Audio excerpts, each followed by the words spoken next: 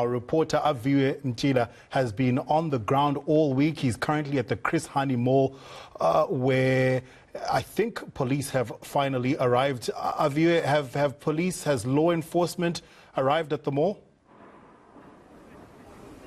Indeed, Tapiwa, the cat and mouse between the police and the looters at the Chris Hani Mall continues at this very moment, with the police nyala chasing some of those community members outside here as they start to gather once more in their hundreds. Earlier on, they weren't here when we arrived in the early hours of the morning to find the community members looting the mall, taking the remains of what was basically left, as essentially the mall itself has been ransacked. We also found a dead body here, which was eventually taken away by the EMPD. But when we left yesterday, Tapiwa, we left, the situation was quite volatile with the community, thousands of them seeming to overpower the police. We took a decision to leave, and sure enough, the police themselves, it seems that they were overpowered, but not without a fight. As we can see, there are rubber bullet shells on the ground here, but we're also finding some live ammunition shells, bullet shells on the ground here, which suggests that there was a heated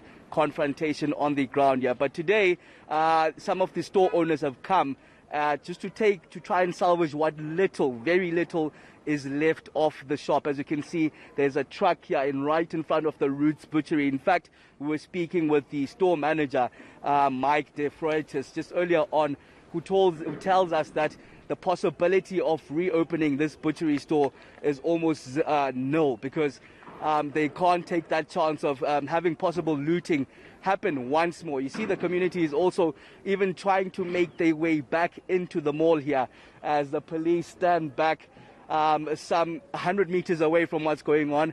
They're finishing off basically what little is left of the mall, because essentially they've ransacked this mall. When we left yesterday, there was at least some 70% of the stock, but when we got back this morning, there was hardly anything. But essentially, we were met by a death of one of the looters, which we understand possibly happened in the stampede. As they continue here, you can see them even trying to cover themselves up, and they vary in age. Quite concerning to see senior citizens part of what's happening here, ransacking, taking what's little left of the mall. A completely different scene from what we've experienced just about an hour ago at the Sky City Mall, where the community there has protected their mall while it's closed. No looting has happened there. They're working together with law enforcement officials to make sure that their mall is guarded. Aviwe, you've been on the ground for days now, and you know what? Your energy levels need to be applauded.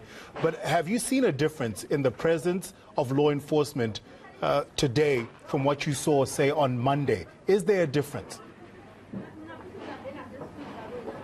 Not at all, Tapiwa. We haven't even seen the SANDF officials on the ground here in Fort Loris as yet. In terms of the policing that we have seen, as much as they were defeated yesterday, overpowered by the community, we're seeing similar numbers of the police than the similar numbers that we saw yesterday. I actually want to come closer to the community to see if we can speak to some of them, but it looks like they're not keen on that. But these are the trucks essentially that were taking in some of those that were arrested. About 150 arrested at this very mall yesterday, but the community still persisted and eventually overpowered the police.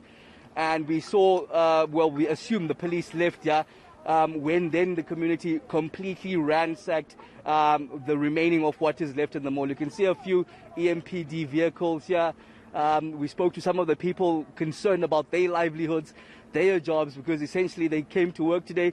There is no such thing as work at the moment. And we're speaking to some of the owners here, saying that there's possibly no chance of reopening here, afraid of what may happen in the future. So the economic implications of it is, of course, felt deeply at this moment, with the Premier even suggesting that the economy of Gauteng has come to a standstill. Aviwe Mtila, thank you so much for giving us that update. Aviwe Mtila is out in Fort Loris giving us an update on Chris Hani Mall, where the police have arrived, but it seems they are still powerless to stop the community from taking what they want.